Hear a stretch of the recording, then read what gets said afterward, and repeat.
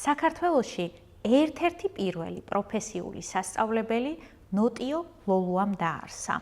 ნოტიომ საქსოვი და საქარგი დაზგების შესაძენად 15 მანეთი ისესხა, ირგვლივ 10-ოდე ადგილობრივი ქალი შემოიკრიბა და სამკერლობო სახელოსნო გახსნა ფოთში.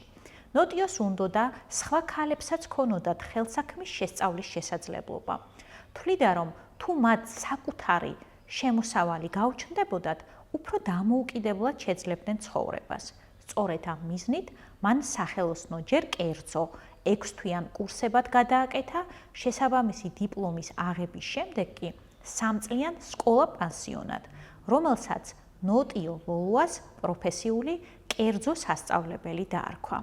ნოტიო ლოლუას ძმა, ცნობილი ლოტბარი პორფირე ძუკუ ლოლუა იყო.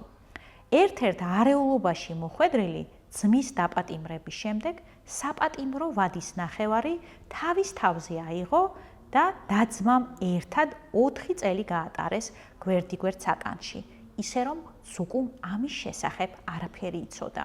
თუ გინდა გაიგო მეტი ამბავი საქართველოს შესახებ, შემოუერთდი ჩემს კურსს ყველაფერი საქართველოს შესახებ. გელოდები ფასკუნჩი, გურამ მეგრელიშვილის წერის საავტორო სკოლაში.